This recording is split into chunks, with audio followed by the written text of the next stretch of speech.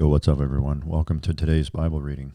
Today, we're going to look at 1 Samuel 11 through 14 and 1 Corinthians 7 through 9.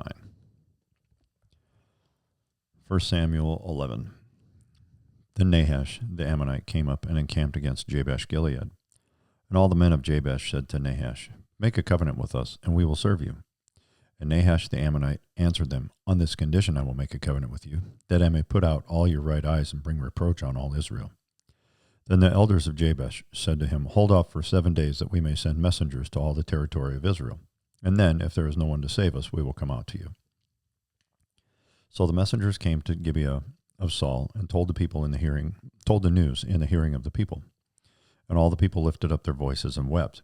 Now there was Saul coming behind the herd from the field. And Saul said, "What troubles the people that they weep?" And they told him the words of the men of Jabesh. Then the Spirit of God came upon Saul when he heard this news, and his anger was greatly aroused.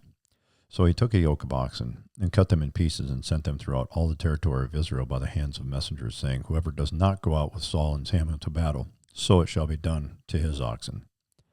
And the fear of the Lord fell on the people, and they came out with one consent.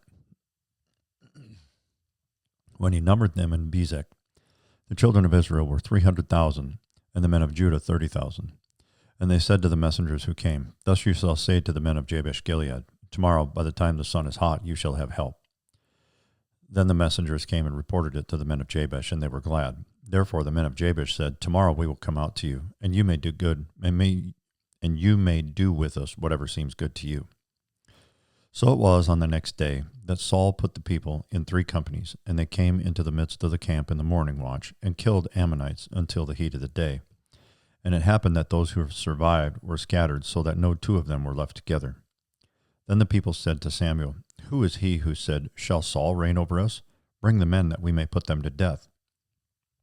But Saul said, "Not a man shall be put to death this day, for today the Lord has accomplished salvation in Israel." Then Samuel said to the people, "Come, let us go to Gilgal and renew the kingdom there." So all the people went to Gilgal, and there they made Saul king before the Lord in Gilgal. There they made sacrifices of peace offerings before the Lord, and there Saul and all the men of Israel rejoiced greatly. 1 Samuel chapter 12. Now Samuel said to all Israel, "Indeed, I have heeded your voice and all that you have said to me, and have made a king over you. And now here is the king walking before you, and I am old and gray-headed, and look, my sons are with you. I have walked before you from my childhood to this day.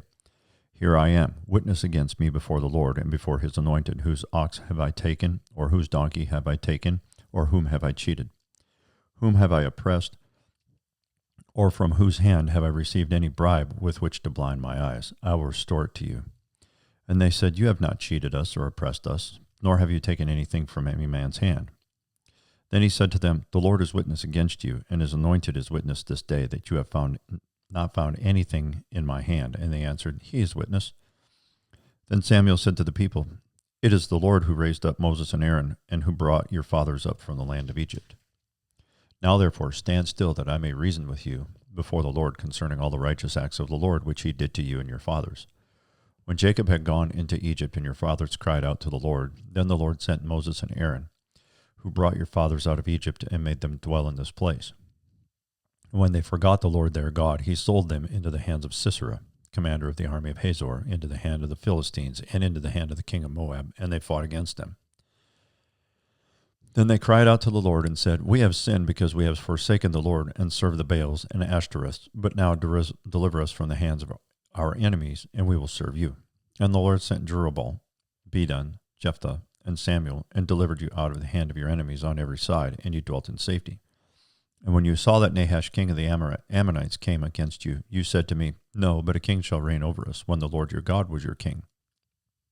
Now therefore, here is the king whom you have chosen, and whom you have desired. And take note, the Lord has set a king over you.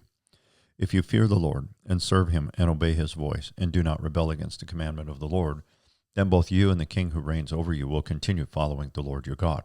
However, if you do not obey the voice of the Lord, but rebel against the commandment of the Lord, then the hand of the Lord will be against you, as it was against your fathers. Now therefore stand and see this great thing which the Lord will do before your eyes.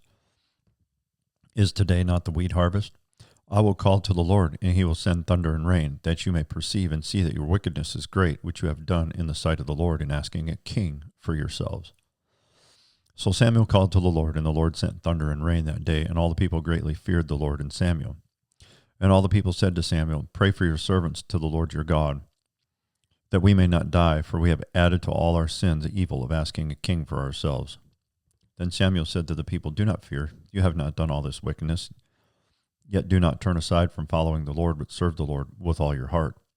And do not turn aside, for then you would go after empty things which cannot profit or deliver, for they are nothing. For the Lord will not forsake his people for his great name's sake, because it has pleased the Lord to make you his people. Moreover, as for me, far be it from me that I should sin against the Lord in ceasing to pray for you, but I will teach you the good and the right way. Only fear the Lord and serve him in truth with all your heart, for consider what great things he has done for you. But if you still do wickedly, you shall be swept away, both you and your king. 1 Samuel 13.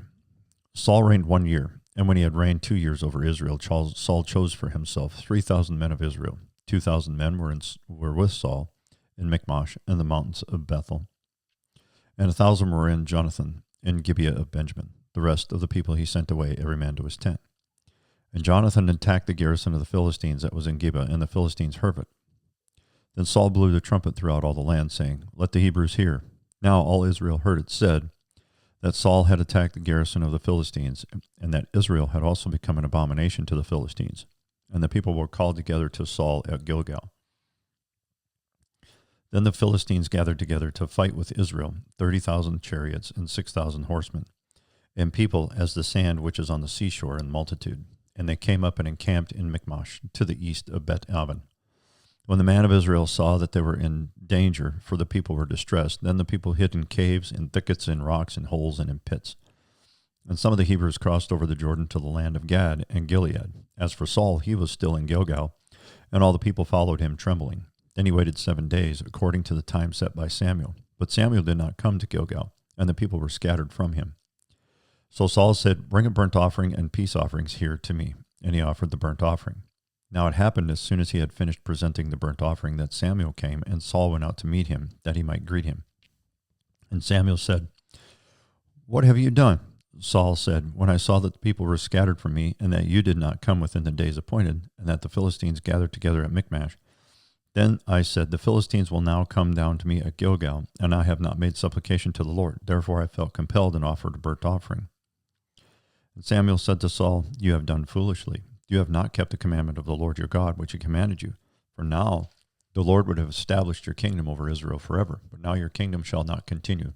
The Lord has sought for himself a man after his own heart, and the Lord has commanded him to be commander over his people, because you have not kept what the Lord commanded you. Then Samuel arose and went up from Gilgal to Gibeah of Benjamin. And Saul numbered the people present with him, about 600 men. Saul, Jonathan his son, and the people present with them remained in Gibeah of Benjamin, but the Philistines encamped in Michmash. Then the raiders came out of the camp of the Philistines in 3 companies. One company turned on the road to Ophrah, to the land of Shual. Another company turned to the road to Beth-horon, and another company turned to the road of the border that overlooks the valley of Zeboim, towards the wilderness.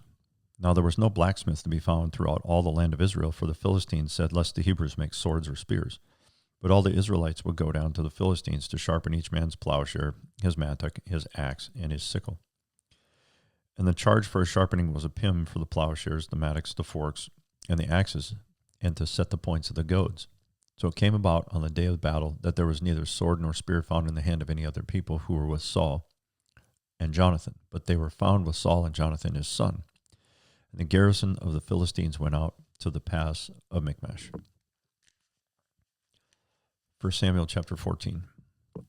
Now it happened one day that Jonathan the son of Saul said to the young man who bore his armor, Come, let us go over to the Philistines' garrison that is on the other side. But he did not tell his father. And Saul was sitting in the outskirts of Gibeah under a pomegranate tree which is in Migron. The people who were with him were about 600 men.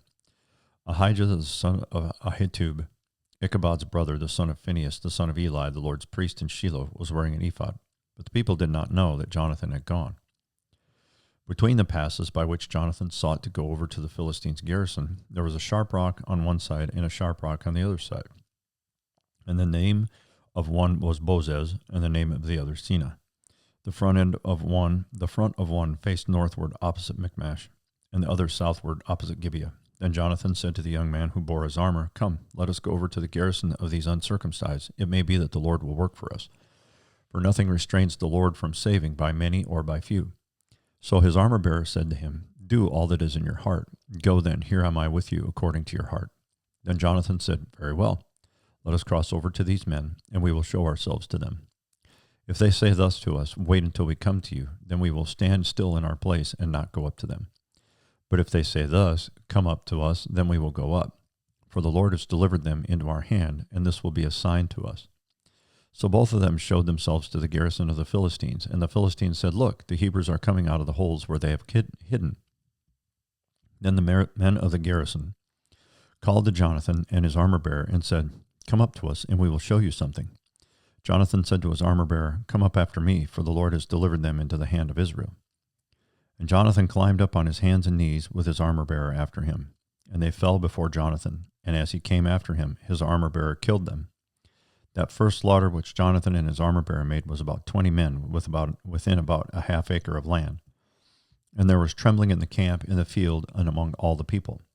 The garrison and the raiders also trembled, and the earth quaked, so that it was a very great trembling. Now the watchmen of Saul and Gibeah of Benjamin looked, and there was the multitude melting away, and they went here and there.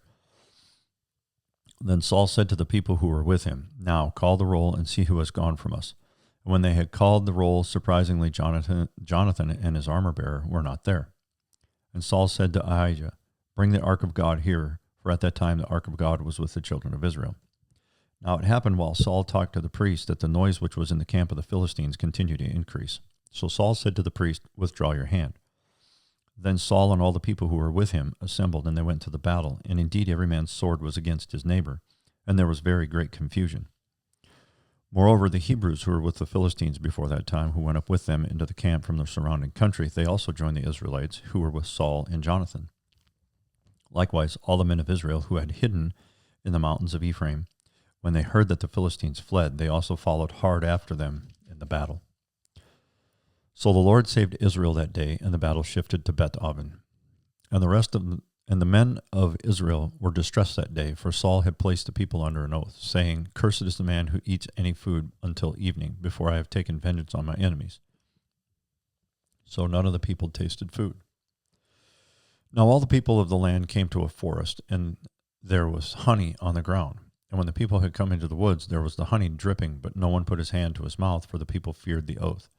But Jonathan had not heard his father charge the people with the oath. Therefore he stretched out the end of the rod that was in his hand, and dipped it in a honeycomb, and put his hand to his mouth, and his countenance brightened. Then one of the people said, "Your father strictly charged the people with an oath, saying, 'Cursed is the man who eats food this day.'" And the people were faint. But Jonathan said, "My father has troubled the land. Look now how my countenance has brightened, because I tasted a little of this honey. How much better if the people had eaten freely today of the spoil of their enemies which they found. For now would there not have been a much greater slaughter among the Philistines?" Now they had driven back the Philistines that day from Michmash to Ajalon. So the people were very faint. And the people rushed on the spoil, and took the sheep, oxen, and calves, slaughtered them on the ground, and the people ate them with the blood. Then they told Saul, saying, "Look, the people are sinning against the Lord by eating with the blood." He said, "You have dealt treacherously. Roll a large stone to me this day." Then Saul said, "Disperse yourselves among the people, and say to them, 'Bring me here every man's ox and every man's sheep. Slaughter them here and eat, and do not sin against the Lord by eating with the blood.'" So every one of the people brought his ox with him that night, and slaughtered it there. Then Saul built an altar to the Lord. This was the first altar that he built to the Lord. Now Saul said, "Let us go down after the Philistines by night, and plunder them until the morning light, and let us not leave a man of them alive." And they said, "Do whatever seems good to you." Then the priest said, "Let us draw near to God here." So Saul asked counsel of God, "Shall I go down after the Philistines? Will you deliver them into the hand of Israel?" But he did not answer him that day. And Saul said, "Come over here, all you chiefs of the people, and know and see what this sin was today. For as the Lord lives, who saves Israel, though it be in Jordan that my son, though it be in Jonathan my son, he shall surely die." But not a man among the people answered him. Then he said to all Israel, "You be on one side, and my son Jonathan and I will be on the other side. And the people said to Saul, do what seems good to you. Therefore Saul said to the Lord, God of Israel, give a perfect lot. So Saul and Jonathan were taken, but the people escaped. And Saul said, cast lots between my son Jonathan and me. So Jonathan was taken. Then Saul said to Jonathan, tell me what you have done. And Jonathan told him and said, I only tasted a little honey with the end of the rod that was in my hand, so I now must die. Saul answered, God do so, and more also, for you shall surely die, Jonathan. But the people said to Saul, shall Jonathan die, who has accomplished this great deliverance in Israel? Certainly not. As the Lord lives, not one hair of his head shall fall to the ground, for he has worked with God this day. So the people rescued Jonathan, that he did not die. Then Saul returned from pursuing the Philistines, and the Philistines went to their own place. So Saul established his sovereignty over Israel, and fought against all his enemies on every side. Against Moab, against the people of Ammon, against Edom, against the kings of Zobah, and against the Philistines. Wherever he turned, he harassed them. And he gathered an army and attacked the Amalekites, and delivered Israel from the hands of those who plundered them. The sons of Saul were Jonathan, Jeshui, and Malchishua. And the names of his 2 daughters were these, the name of the firstborn, Merab, and the name of the younger, Michal. The name of Saul's wife was Ahinoam, the daughter of Ahimaaz. And the name of the commander of his army was Abner, the son of Ner, Saul's uncle. Kish was the father of Saul, and Ner, the father of Abner, was the son of Abiel. Now there was a fierce war with the Philistines all the days of Saul, and when Saul saw any strong man or any valiant man, he took him for himself. Okay, we go to 1 Corinthians chapters 7, 8, and 9. 1 Corinthians chapter 7. Now concerning the things of which you wrote me, it is good for a man not to touch a woman.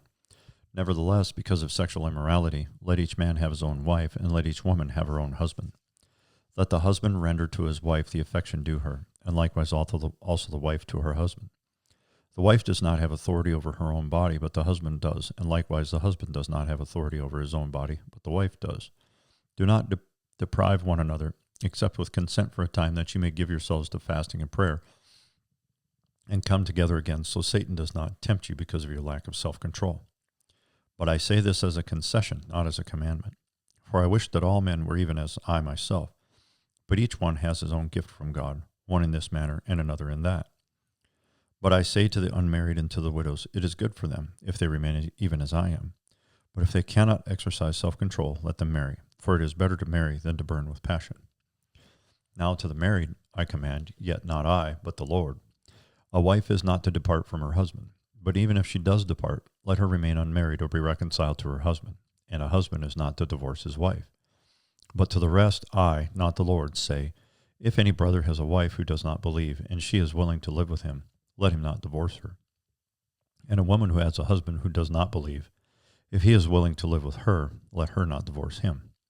For the unbelieving husband is sanctified by the wife, and the unbelieving wife is sanctified by the husband. Otherwise your children will be unclean, but now they are holy. If the unbeliever departs, let him depart. A brother or sister is not under bondage in such cases, but God has called us to peace. For how do you know, O wife, whether you will save your husband? Or how do you know, O husband, whether you will save your wife? But as God has distributed to each one, as the Lord has called each one, so let him walk. And so I ordain in all the churches. Was anyone called while circumcised? Let him not become uncircumcised.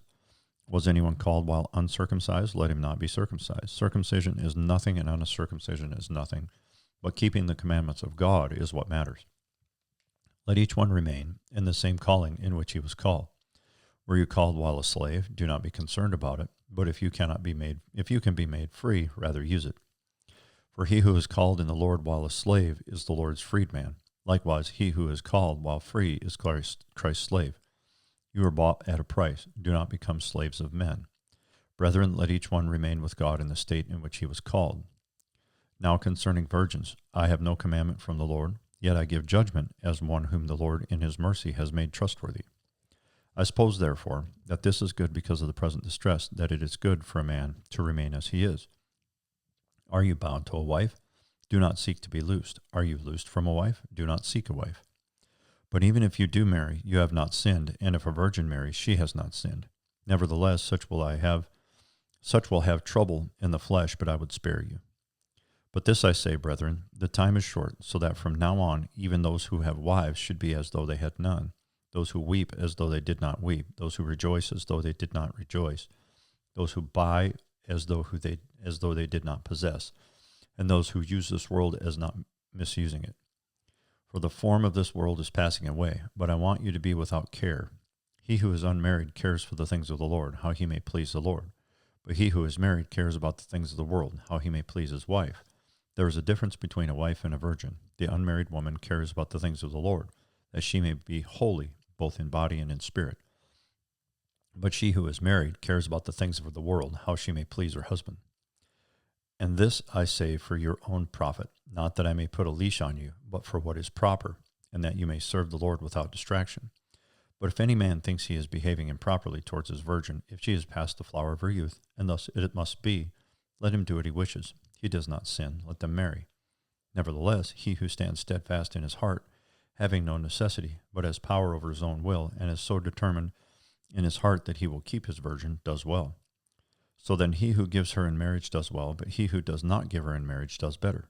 A wife is bound by law as long as her husband lives, but if her husband dies, she is at liberty to be married to whom she wishes, only in the Lord. But she is happier if she remains as she is, according to my judgment. And I think I also have the Spirit of God. 1 Corinthians chapter 8. Now concerning things offered to idols, we know that we all have knowledge. Knowledge puffs up, but love edifies. And if anyone thinks that he knows anything, he knows nothing yet as he ought to know. But if anyone loves God, this one is known by him. Therefore, concerning the eating of things offered to idols, we know that an idol is nothing in the world, and that there is no other God but one. For even if there are so-called gods, whether in heaven or on earth, as there are many gods and many lords, yet for us there is one God, the Father, of whom are all things, and we for him, and one Lord Jesus Christ, through whom are all things, and through whom we live. However, there is not in everyone that knowledge. For some, with consciousness of the idol, until now eat it as a thing offered to an idol, and their conscience being weak is defiled. But food does not commend us to God, for neither if we eat are we the better, nor if we do not eat are we the worse. But beware lest somehow this liberty of yours become a stumbling block to those who are weak. For if anyone sees you who have knowledge eating in an idol's temple, will not the conscience of him who is weak be emboldened to eat those things offered to idols? And because of your knowledge shall the weak brother perish for whom Christ died? But when you thus sin against the brethren, and wound their weak conscience, you sin against Christ. Therefore, if food makes my brother stumble, I will never again eat meat, lest I make my brother stumble. 1 Corinthians chapter 9. Am I not an apostle? Am I not free? Have I not seen Jesus Christ our Lord? Are you not my work in the Lord? If I am not an apostle to others, yet doubtless I am to you, for you are the seal of my apostleship in the Lord. My defense to those who examine me is this: do we have no right to eat and drink? Do we have no right to take along a believing wife, as do also the other apostles, the brothers of the Lord, and Cephas? Or is it only Barnabas and I who have no right to refrain from working? Whoever goes to war at his own expense, who plants a vineyard and does not eat of its fruit, or who tends a flock and does not drink of the milk of the flock. Do I say these things as a mere man, or does not the law say the same also? For it is written in the law of Moses, you shall not muzzle an ox while it treads out the grain. Is it oxen God is concerned about, or does he say it altogether for our sakes? For our sakes, no doubt, this is written, that he who plows should plow in hope, and he who threshes in hope should be partaker of his hope. If we have sown spiritual things for you, is it a great thing if we reap your material things? If others are partaker of this right over you, are we not even more? Nevertheless, we have not used this right, but endure all things, lest we hinder the gospel of Christ. Do you not know that those who minister the holy things eat of the things of the temple, and those who serve at the altar partake of the offerings of the altar? Even so, the Lord has commanded those who preach the gospel should live from the gospel. But I have used none of these things, nor have I written these things, that it should be done so to me. For it would be better for me to die than anyone should make my boasting void. For if I preach the gospel, I have nothing to boast of. For necessity it is laid upon me. Yes, woe is me if I do not preach the gospel. For if I do this willingly, I have a reward, but if against my will, I have been entrusted with a stewardship. What is my reward then? That when I preach the gospel, I may present the gospel of Christ without charge, that I may not abuse my authority in the gospel. For though I am free from all men, I have made myself a servant to all, that I might win the more. And to the Jews I became a Jew, that I might win Jews. To those who are under the law, as under the law, that I might win those who are under the law. To those who are without law, as without law, not being without law towards God, but under law towards Christ, that I might win those who are without law. To the weak I became as weak, that I might win the weak. I have become all things to all men, that I might by all means save some. Now this I do for the gospel's sake, that I may be a partaker of it with you. Do you not know that those who run a race all run, but one receives the prize? Run in such a way that you may obtain it. And everyone who competes for the prize is temperate in all things. Now they do it to obtain a perishable crown, but we for an imperishable crown. Therefore I run thus, not with uncertainty. Thus I fight, not as one who beats the air. But I discipline my body and bring it into subjection, lest when I have preached to others, I myself should become disqualified.